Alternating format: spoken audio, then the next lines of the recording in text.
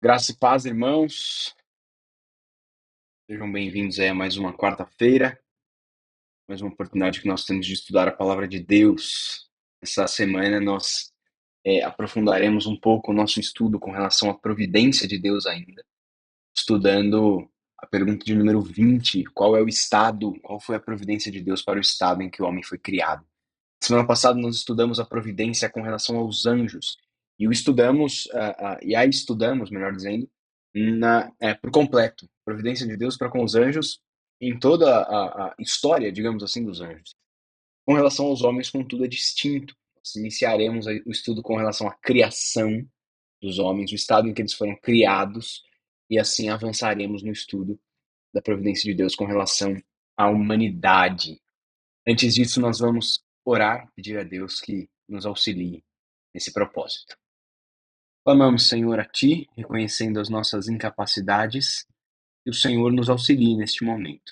Estes assuntos complexos que dizem respeito à Tua vontade, à Tua palavra, à forma como o Senhor determinou as coisas, eles encontrem morada no nosso coração, não apenas numa perspectiva intelectual, mas também em prática, Pai. Que essas verdades possam fazer sentido para nós, que elas mudem a forma como nós enxergamos esse mundo e também nos ensinem a viver de acordo com a Tua vontade. Estas coisas nós pedimos ao Senhor, através de Jesus Cristo, nosso Salvador. Amém. Nós vamos então, nesta noite, continuar o nosso estudo no Catecismo Maior de Westminster, lembrando, meus irmãos, que o Catecismo, um documento de fé, ele é um facilitador no estudo da Escritura Sagrada, sistematizando estas doutrinas para nós. Então, a pergunta de número 20, qual foi a providência de Deus para com o homem no estado em que ele foi criado? Resposta: a providência de Deus para com o homem, no estado em que ele foi criado, consistiu em colocá-lo no paraíso, designando-o para o cultivar, dando-lhe liberdade para comer do fruto da terra, pondo as criaturas sob o seu domínio e ordenando o matrimônio para o seu auxílio, em conceder-lhe comunhão com Deus, instituindo o dia de descanso, entrando em um pacto de vida com ele sob a condição de obediência pessoal, perfeita e perpétua, da qual a árvore da vida era um penhor, e proibindo-lhe comer da árvore da ciência do bem e do mal, sob pena de morte. Então, essa a resposta com relação à providência de Deus para com o homem no estado em que ele foi criado.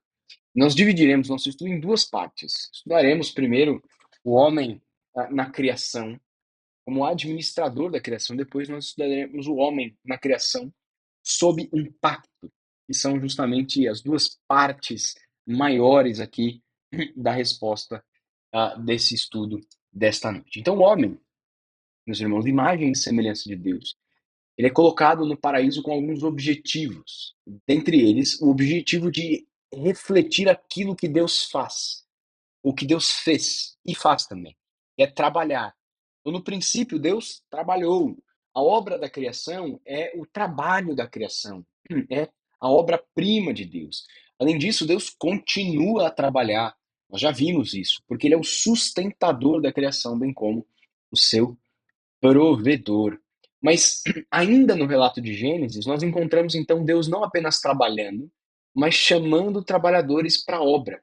Por isso que o nosso estudo nessa noite se concentra nos capítulos 1 e 2 de Gênesis. Nós vamos ler poucos textos nessa noite, mas se você mantiver a sua Bíblia aberta, nos capítulos 1 e 2 de Gênesis, você vai encontrar praticamente tudo o que nos é necessário para o estudo nosso nessa noite, começando pelo verso 28 do capítulo 1, quando nós encontramos a designação de trabalho. Veja o texto. Apareceu, apareceu. E Deus os abençoou e lhes disse: sede fecundos, multiplicai-vos, enchei a terra e sujeitai-a. Dominai sobre os peixes no mar, sobre as aves do céu, sobre todo animal que rasteja pela terra. E nós temos diversas ordens de Deus. Perceba aí que lei começa a surgir para o homem. Lei que eles deveriam cumprir. Sede fecundos é uma lei. Multiplicai-vos é outra lei. Enchei a terra, outra lei. Sujeitai a terra, outra lei. Dominar sobre a criação, outra lei. Então as leis vão aparecendo aqui. Então, no Éden, aqui, nós encontramos então aqui nesse verso 28, antes disso, essa expressão sujeitar a criação. Nós reconhecemos este como sendo o mandato cultural de Deus. Adão deveria cultivar o jardim e também guardá-lo, governá-lo. Então, no Éden, meus irmãos, havia muito a ser explorado. E como que Adão exploraria o jardim do Éden? Por meio do trabalho. Mas ele não deveria fazê-lo sozinho, né? Os teólogos aí de Westminster reconhecem que o Senhor Deus ordena o matrimônio. A mulher foi criada para ser auxiliadora no cumprimento dos desígnios divinos, nos desígnios do Senhor. Então, eles, tanto homem quanto mulher, recebem essa ordem de encher a terra, de crescer em número, inicialmente. Né? Deus ordenando que as plantas, que os animais se multipliquem, e os seres humanos não só recebem a ordem de fazer isso ativamente, mas recebem também uma descrição detalhada de outras tarefas. Ou seja, só os seres humanos recebem a ordem de se multiplicarem como um meio de encher a terra propositadamente. Qual que é o ponto? Sujeitar e dominar a terra seria realizado por meio da multiplicação, por meio de encher a terra. Mas isso não seria procriação propriamente dita, exclusivamente. Eles também tinham a responsabilidade de formar uma civilização. Deus tem o desejo de uma sociedade humana. Então, a criação e o desenvolvimento do jardim do Éden e da nossa sociedade cabem a nós, criaturas de Deus. Além do mais, multiplicar-se e encher a terra não era simplesmente físico, através da relação matrimonial, sexual, matrimonial. Não era simplesmente isso, mas também existe um caráter aqui de espalhar a bênção do jardim do Éden, a bênção da aliança, de um pacto, de um relacionamento com Deus, deveria também ser levada. É o primeiro mandato missionário que nós encontramos na Escritura Sagrada. Mas o homem também é chamado a governar a criação e sujeitá-la. E isso tem a ver com um conceito muito interessante da Escritura Sagrada. Né? Governar o mundo como portadores da imagem de Deus é uma mordomia, é a administração dos recursos. Deus é o dono, mas coloca estes recursos sob os cuidados da humanidade para ser cultivado, para ser cuidado. Então, essa não é uma ordem de sujeitar a criação, de dominá-la, para que nós tratemos o mundo e os seus recursos como se eles fossem nossos, né? Para nós usarmos, explorarmos e descartarmos estes recursos como nós bem entendemos.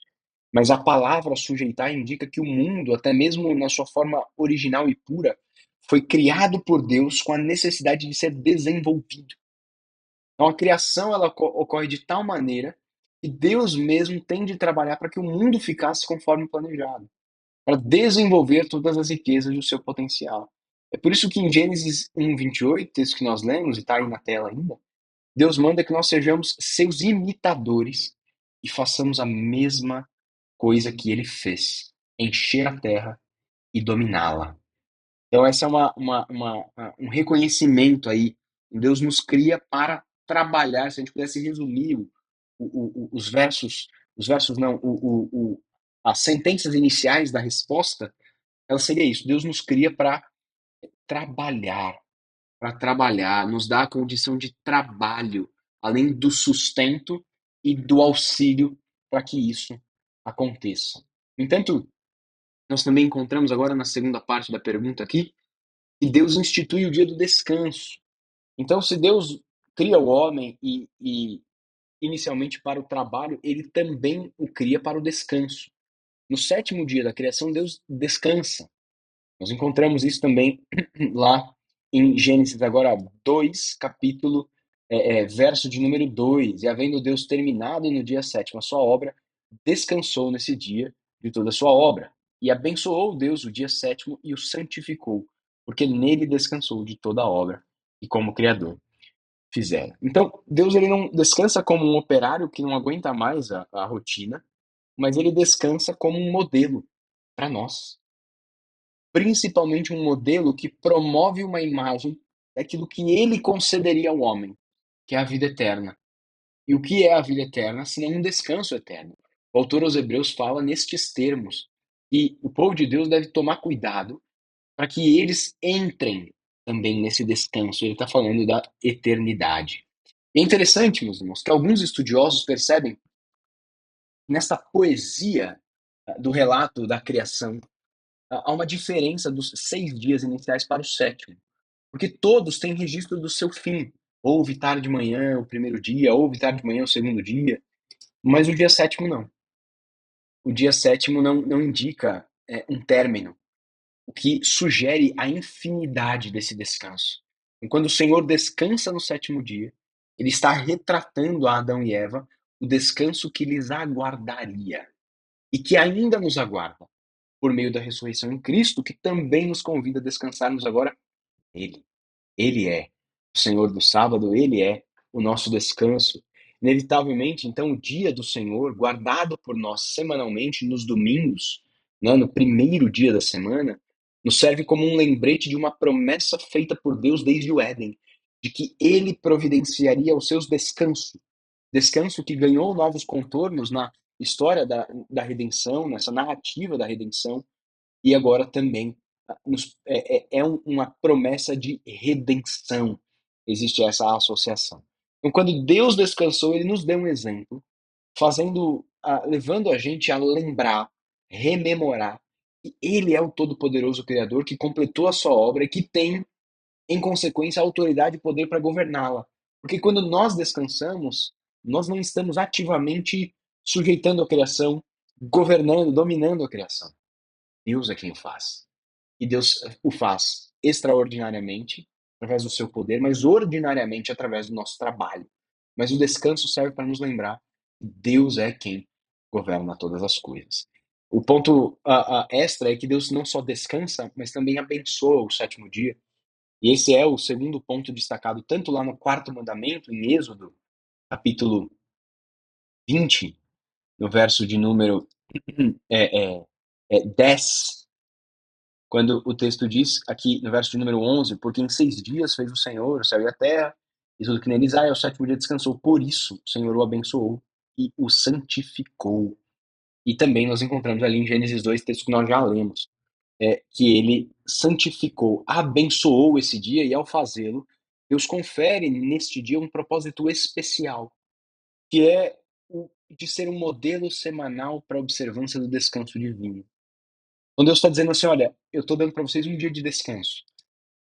No desenvolvimento da história da redenção, a gente sabe que esse dia de descanso ele é compensado nos outros dias. Deus dá o sustento do dia sétimo nos outros 6. É como acontecia com o maná. E Deus agora está dizendo, quem repetir este mesmo, quem repetir este modelo de descanso que eu instituí, vai ser abençoado. Então, abençoando este dia, Deus fez dele um deleite para o homem. É por isso que se você cumprir e observar esse dia como ele deve ser observado, o primeiro dia da semana, no nosso caso, quem sabe em outro estudo a gente chega nisso, já estudamos em outras ocasiões, você pode encontrar no nosso canal, mas é Deus dizendo que quem observar, então, quem obedecer será abençoado.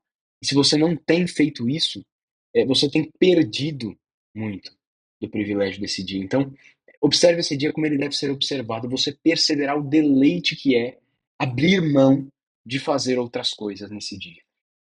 Mas o texto aqui do catecismo também prossegue, meus irmãos, falando que o homem entrou em um pacto de vida com Deus, né? Ou Deus entrou em um pacto de vida com o homem sob a condição de obediência pessoal perfeita e perpétua. Então, Adão foi criado sob um pacto. Nós conhecemos esse como um pacto de obras, ou então como o pacto de vida, aqui o Catecismo Maior descreve, alguns outros colocam como a aliança da natureza, né? Aliança e pacto são sinônimos, temos outros nomes aí. Mas aqui algumas informações rápidas e um resumo do que é um pacto, do que é uma aliança. Eventualmente, nesses estudos do Catecismo, nós vamos voltar a esse assunto, falando sobre o pacto de obras aqui, e sobre o que é um pacto. Considerando a distância entre Deus, que é um ser totalmente distinto e superior, e os homens, meras criaturas, nós reconhecemos a dificuldade de haver um relacionamento entre ambos. Não há como. Mas a despeito dessa distância, aprove ao Senhor condescender. Apesar da sua grandiosidade, Deus voluntariamente desce, digamos assim, da mesma forma que um adulto desce para conversar com uma criança, muda a sua linguagem para conversar com uma criança, né? Deus faz isso. A confissão de fé chama de voluntária condescendência de Deus. Então, Deus desce e estabelece os termos necessários para que o homem tenha comunhão com ele. Então, Deus aqui sela uma aliança, um pacto com o homem. E isso não era obrigatório para Deus. Deus poderia exigir obediência às suas leis, que nós já observamos aqui, e não incluir uma promessa atrelada a isso. É o que Deus faz, como o texto diz aí, da qual a árvore da vida era um penhor, e proibindo-lhe comer da árvore da ciência do bem e do mal, sob pena de morte. Então a árvore da vida era um penhor, era uma garantia, era uma promessa. Mas Deus graciosamente então desce, ele se amarra à humanidade nessa promessa. De modo resumido, o que nós chamamos de pacto é o seguinte: é o estabelecimento dos termos de um relacionamento entre duas ou mais partes. O que a gente faz num casamento civil, né, um casamento, um matrimônio comum, é um pacto também, é uma aliança, é um contrato. É a mesma coisa. Nós estamos ali estabelecendo termos de um relacionamento, de como ele funciona. E nós fazemos promessas. Por isso que as promessas são tão importantes. Eu lhe prometo ser fiel na saúde, na doença, enfim. Tem ali uma série de promessas que se fazem no matrimônio. Então, é a mesma coisa nesse pacto. O estabelecimento dos termos de um relacionamento entre duas partes, ou mais, né? Em outros casos, um contrato ele pode ser celebrado entre mais partes. Nesse caso, entre duas partes, com promessas e bênção em caso de obediência, e castigo e maldição com o descumprimento destes termos. Então, o primeiro pacto é estabelecido lá no Éden, Gênesis 2:16. Olha só o que o texto diz.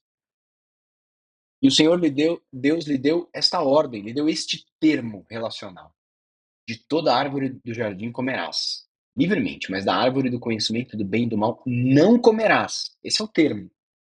Esse é o termo do relacionamento. Não coma, porque no dia em que comer, certamente morrerás. Se você desobedecer, você vai morrer. É o que o texto está aqui dizendo para nós. Então, a palavra pacto não aparece aqui em Gênesis 1, nem em Gênesis 2. No entanto, a definição de pacto, os elementos que constituem um pacto ou uma aliança, são encontrados nesses versos. Inicialmente, nós temos as partes deste contrato, que é quem? O Senhor Deus deu esta ordem ao homem. O Senhor Deus deu esta ordem ao homem. Então, nós temos aqui os atuantes, as partes do contrato, Deus e Adão. Adão era o cabeça, o representante de toda a humanidade. Nós temos também a condição desse contrato. Não coma. Coma da árvore do jardim livremente, mas não coma daquela árvore específica. Essa é a condição, não comer do fruto. E nós temos a promessa e o castigo. E aqui você precisa ver um pouco além, precisa inferir do texto. Para um relacionamento adequado com Deus, é preciso obedecer a uma regra. E a obediência traz uma bênção. E a bênção está aqui escondida no texto. Então, se a gente pensar na desobediência, fica mais fácil. Se Adão desobedece, o que acontece? Ele morre. Se ele desobedece aos termos desse relacionamento, se ele comesse do fruto proibido, ele morreria. Qual que é o contrário? Se ele não comesse, ele viveria. Ele viveria eternamente. É por isso que os teólogos de Westminster chamam esse pacto de pacto de obras. Porque Adão dependia de si, da sua própria obra, da sua obediência para cumpri-lo. E o último elemento do pacto, como o texto mesmo dos teólogos aí diz, é a árvore, que é o penhor, né? É um sacramento. Ela aponta para algo da eternidade. É a manifestação visível de uma concessão graciosa invisível da parte de Deus. Então a árvore era a promessa de vida por meio da obediência. E nós devemos notar, meus irmãos, aqui nós completamos, né, o estudo dessa pergunta, é sobre isso que a pergunta de número 20 fala. O homem foi criado, então foi colocado no jardim para trabalhar e foi colocado no jardim sob um pacto. É isso que nós vamos estudar nessa noite. Mas só para a gente avançar um pouquinho, deixar um gostinho para a semana que vem, nós precisamos entender o seguinte: esse pacto de obras ele continua válido.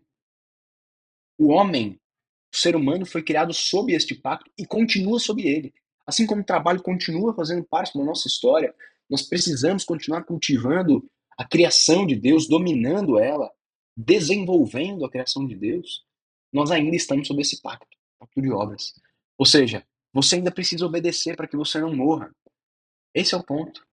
Esse é o ponto. E é por isso que todos nós estamos mortos nos nossos delitos e pecados. O contrato não é rasgado, mas como todos nós pecamos, a morte está sobre todos nós.